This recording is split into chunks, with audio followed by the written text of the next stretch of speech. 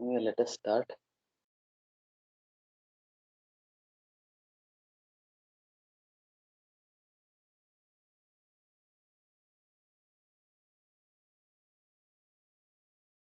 I hope you can see my screen. Yes, sir. Okay. So, see, the first unit is authentication. In that first unit, we have discussed about the basic things of authentication, approaches of authentication. Then we discussed Kerberos systems. Then what are directory services? So X.509 directory services we studied. So that's about the first chapter. And apart from that, we have studied in the second chapter. We have studied the third chapter also already. It's done. So second unit, it's about electronic mail security. In that we have discussed about PGP and SMIME, but there is one more topic which is left out in the second chapter. That is half of the portion of second chapter. That is IP security. I think I had started little bit about the IP security or yet to start. Don't remember. Can anyone tell me? I think I had not started this. So we started, sir, like until tunnel mode and transport mode you discussed. Okay, okay, great.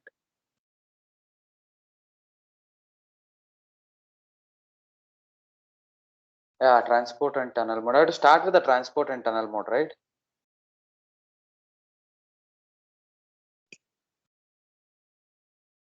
See, Or it's basic, like basically what it's the difference. That's what he explains.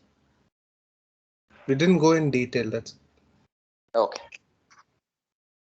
See, there are two modes of operation in IPsec: transport mode and tunnel mode. So, transport mode provides protection primarily for upper layer protocols. Protection extends to the payload of the IP packet. Is that clear? So, transport mode is used for end-to-end communication between two hosts. And when a host runs AH or ESP over IPv4, AH ESP we have not seen in detail.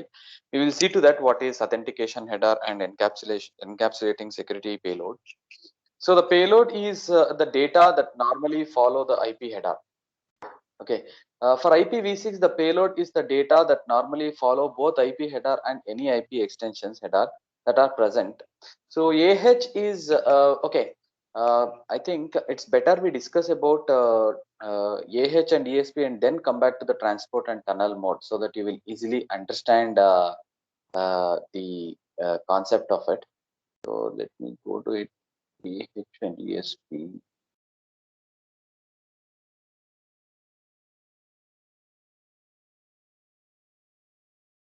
Just a moment.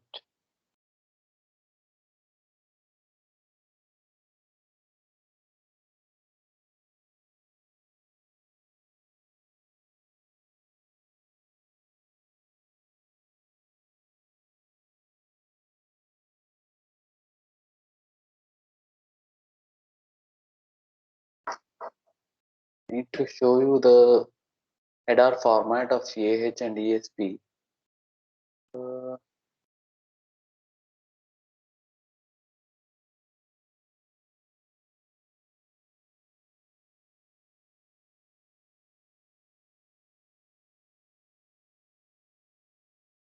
okay, I think not added that in the slide. So let me go with this. Okay, as I said you before, the transport mode provides protection primarily for upper layer protocols. Upper layer means what? It protects the protection. See, this IPsec is running in the network layer, which you should remember. Okay, IPsec is not a single protocol; it's a combination of multiple protocols, which I already told you. So IPsec runs in network layer, and there are two modes of operation in IPsec. One is transport mode and other one is tunnel mode.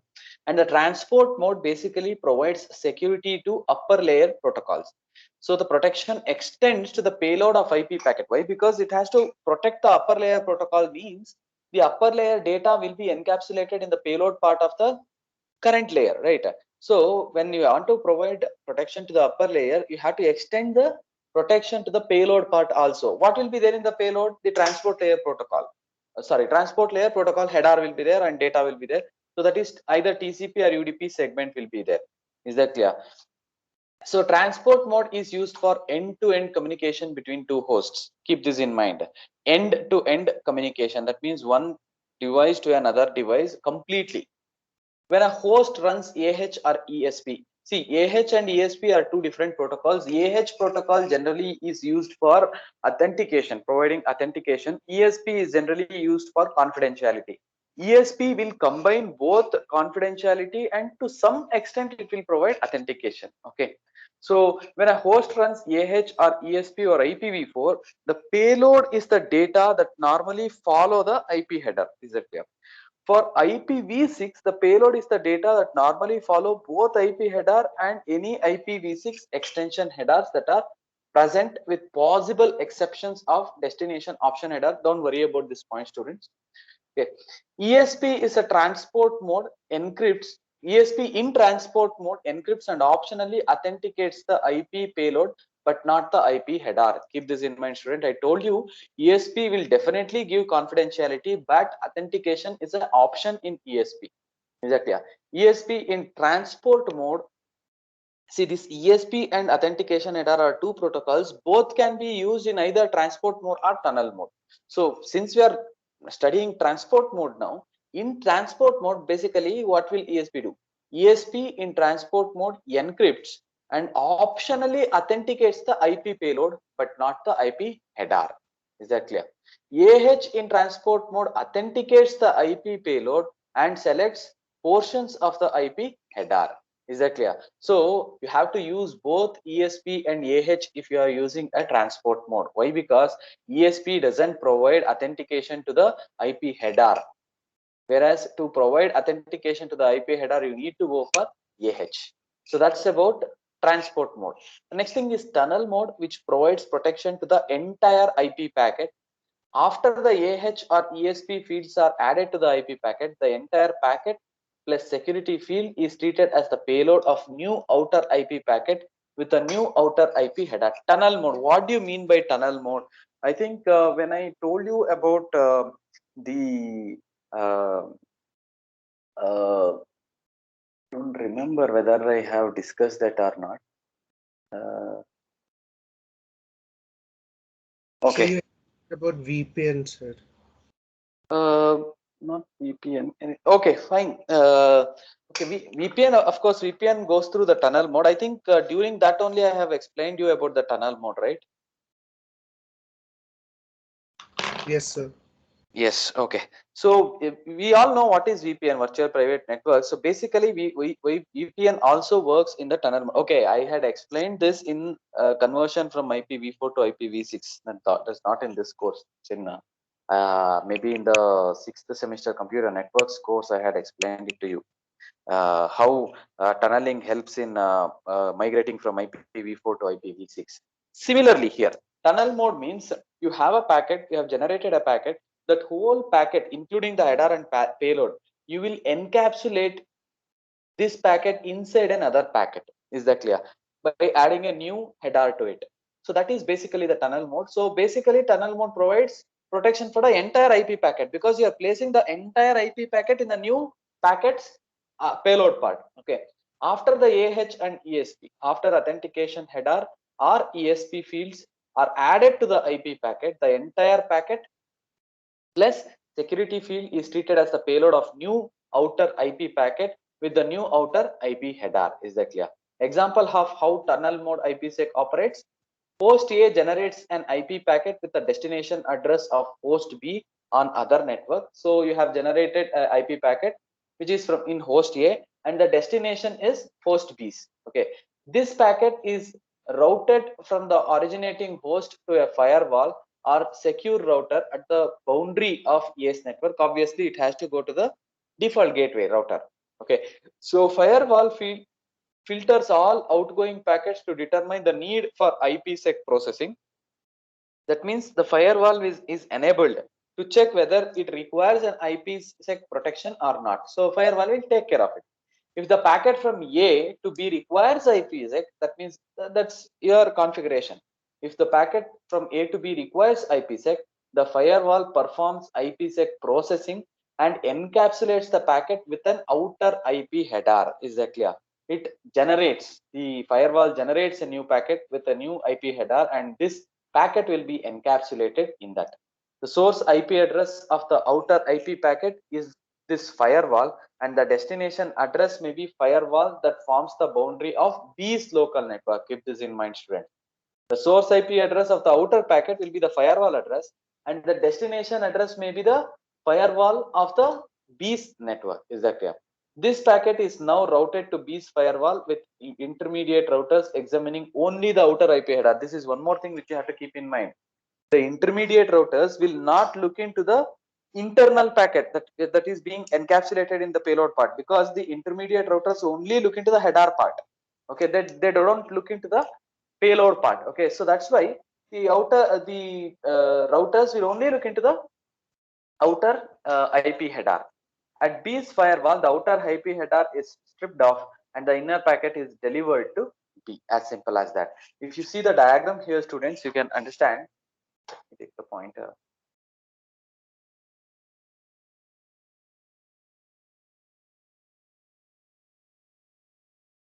Okay, see, this is the data what you have initially. Okay, and you have a IP header for it because it is a network layer protocol.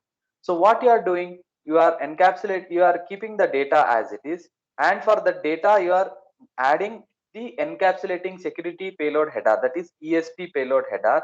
And when you are using ESP, definitely you have to go for ESP trailer also, students. Okay, so ESP is a protocol which adds both header and trailer. And ESP, as I said, you will give confidentiality. Yes, it encrypts the data, it gives confidentiality, but optionally it gives authentication also, right? That is what you have added here. After the trailer, you can see ESP authentication. Why? Because ESP provides optionally authentication also. That is given here.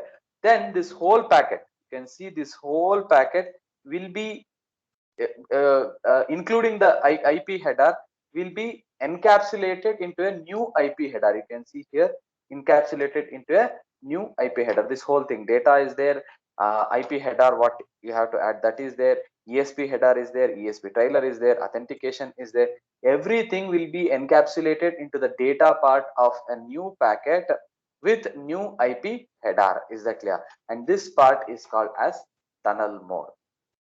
Am I clear, students? Hello? Am I Yes, audible?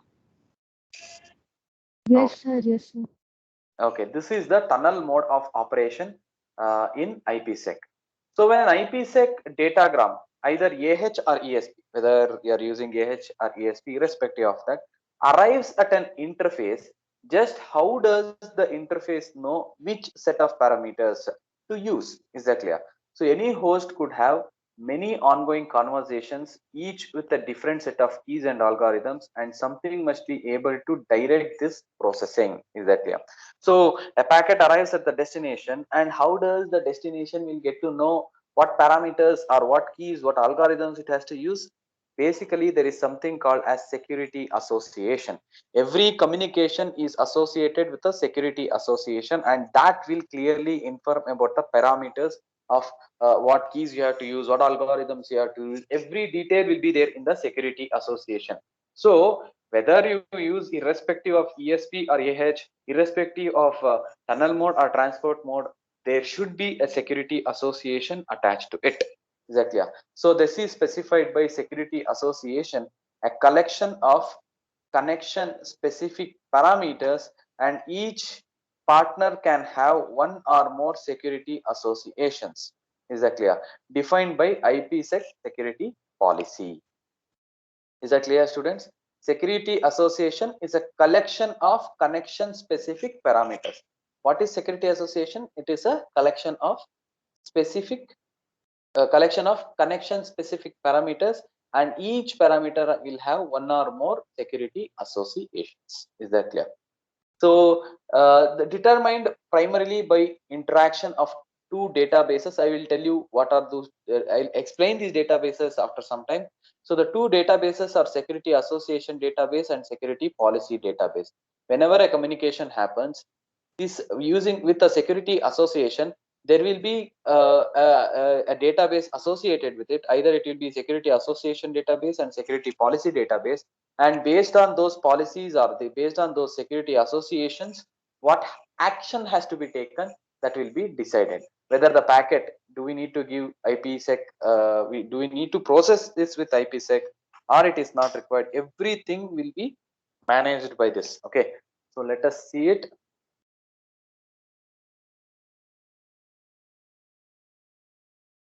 What is a security association? Key concept that appears in both authentication and confidentiality mechanisms of IP. Is that clear? And security association that appears in both the authentication and confidentiality mechanisms for IP. An association is one way. This is one more way you can define security association, students. The second point here. And security association is a one-way logical connection between a sender and receiver that affords security services to the traffic carrying on it or carried on it. Is that clear? And security association is an association, is a one-way logical connection. Security association is a one-way logical connection between a sender and receiver that affords security services to the traffic carried on it. For peer relationships, two-way secure exchange is needed, then two essays are required. Is that clear? If two parties are communicating each other and both the parties are exchanging their information, there is requirement of two security associations, one for A to B and other one for B to A. Security services are afforded to an security association for the use of AH and ESP, but not both. You can see here, somebody can use AH and ESP, but not both. Let us see in what way you cannot use both. Okay, so you can see a security policy database, IKE, Internet Key Exchange. I will discuss about IKE also later. You have a IPsec version 3 here, and a security association database is associated with it, and there's a connection of security policy database also here. Please remember this diagram, students. And this security policy database also have a connection with IKE, Internet Key Exchange.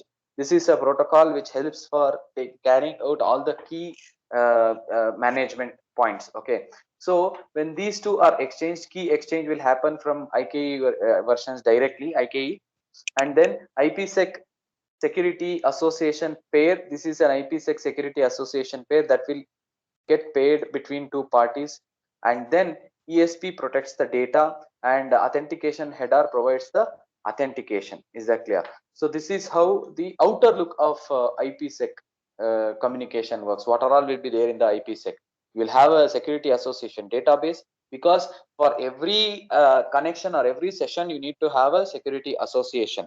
Okay, and if it is two-way, then for that communication you need two security associations. So a database will be attached directly to it. Is that clear? So this diagram is important, students. Please make a note of it.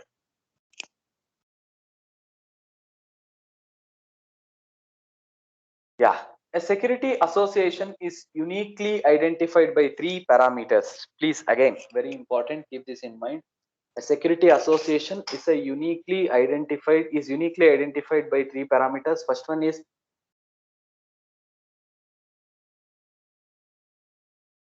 security parameter index, SPI, carried in AH and ESP headers to enable the receiving system to select a security association under which a received packet will be processed. Is that clear? I told you, when you are going through IPsec communication, whether you use AH or ESP, irrespective of that, both will have a security association number, which is a security parameter index. Is that clear? Will be there in the header part of it. IP destination address, that is one more key point which is there, which will be there in the security association apart from security parameter index. IP destination address, destination endpoints of the SA should be there. And then security protocol identifier from the outer IP header indicates whether the association is an AH or ESP security association. Is that clear?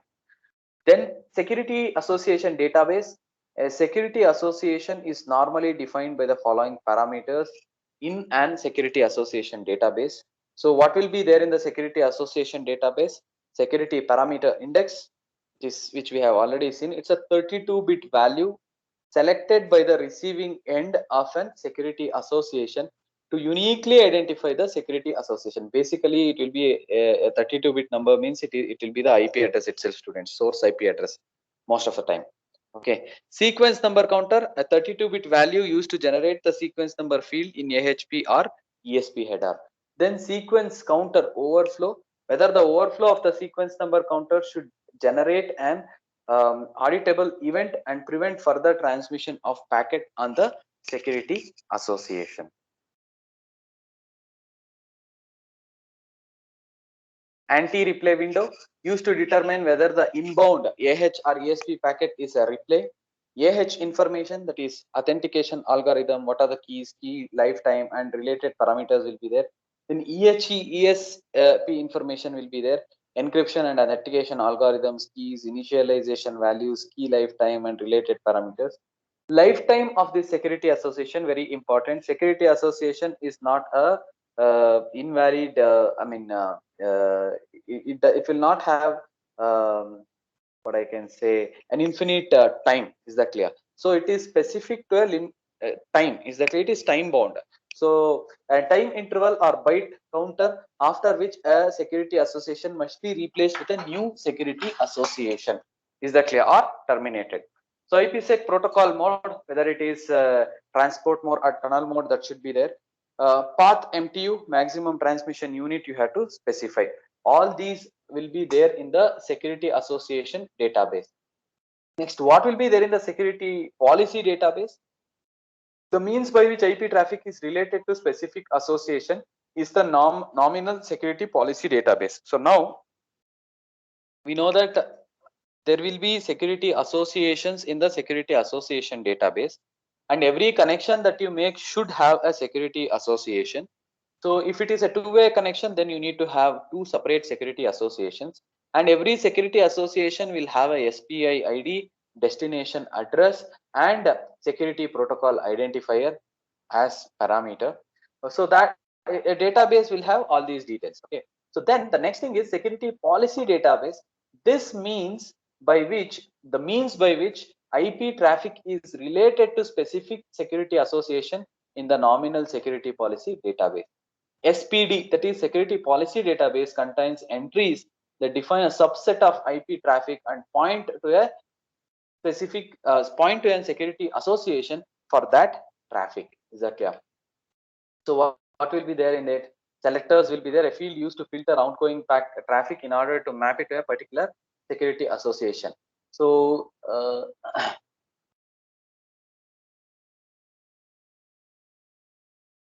wanted to discuss something else. I have not added it. We will stop here with respect to the security policy database. In the next class, I will add two diagrams for this, and I will explain it to you in detail. Because security policy database, I prefer to discuss more on that. I will do it in the next class. Okay. Now,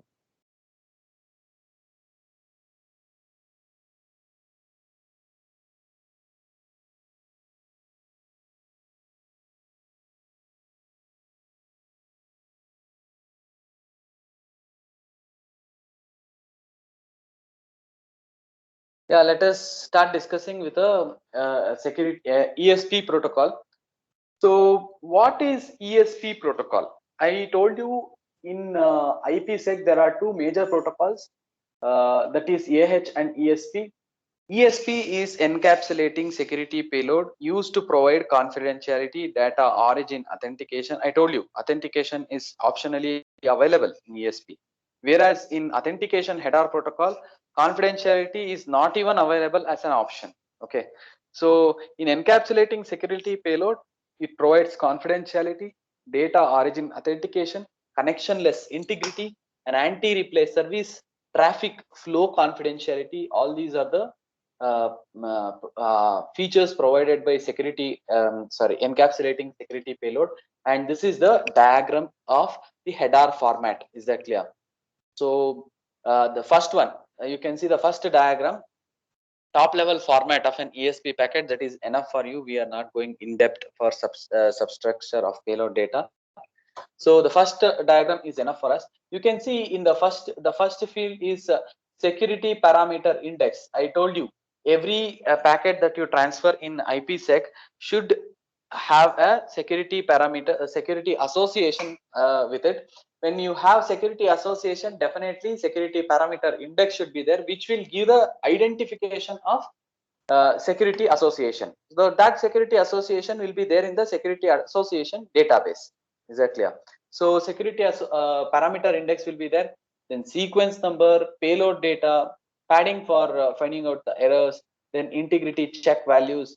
So all these are the fields which will be available in the ESP format. So SPI, which is used to identify the security association, sequence number increasing counter value, and provides an anti-reply function. Why? Because you have to manage what packets you have sent. Is simply making resending the packets. All those things will create issues. So we need to maintain a sequence number. Payload data, that is transport level segment. The whole packet which will be there in the transport layer will be there in it.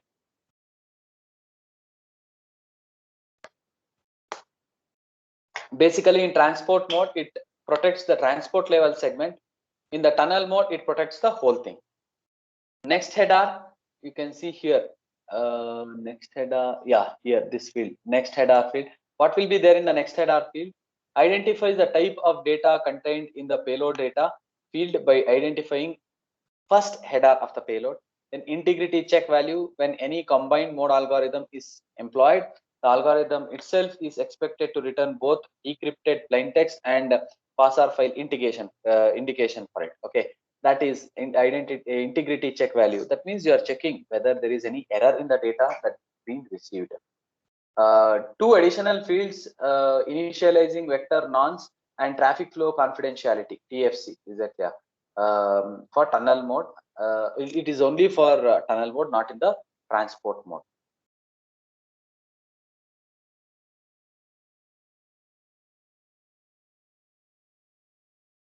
What are the encryption and authentication algorithms in ESP?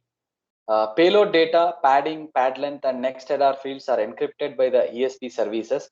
But for 4, that means version 4, the encryption is not done, which is carried explicitly at the beginning of the payload data field. So ICV, but for the IV, that is not 4, but for the IV. So 1 second.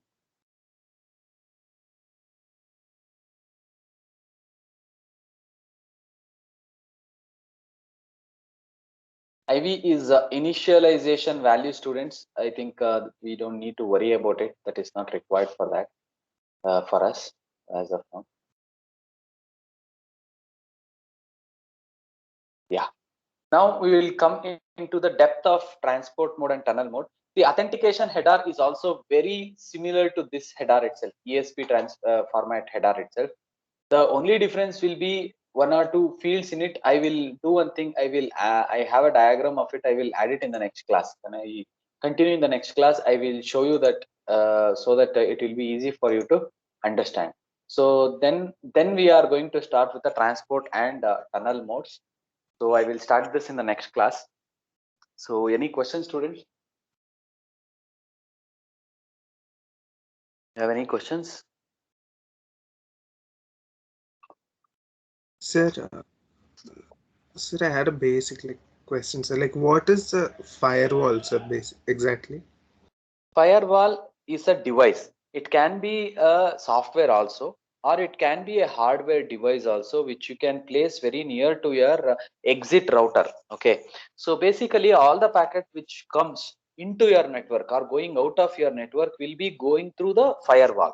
This firewall will be enriched with lot of security algorithms, and these firewalls will check all the security aspects of your packet which is coming into your network or going out of it. Is that clear? Basically to check whether there is any intruder, whether there is any attack like DOS attack or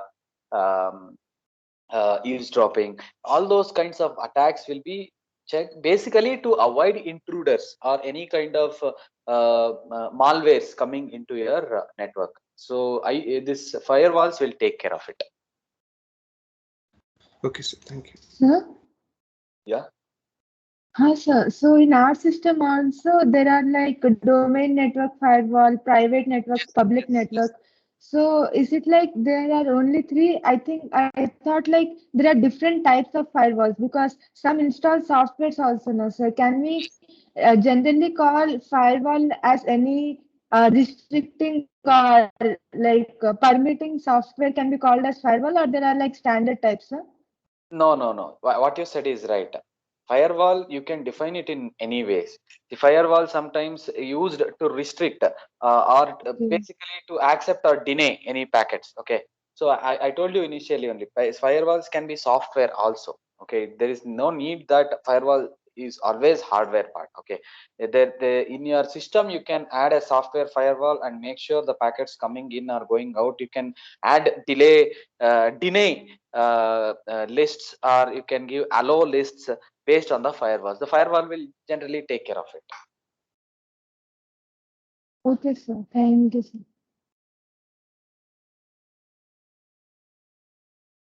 Okay.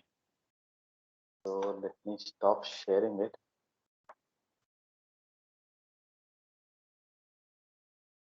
So I think we're done. If you have any doubts, you can ask students, or else we will stop the class for today.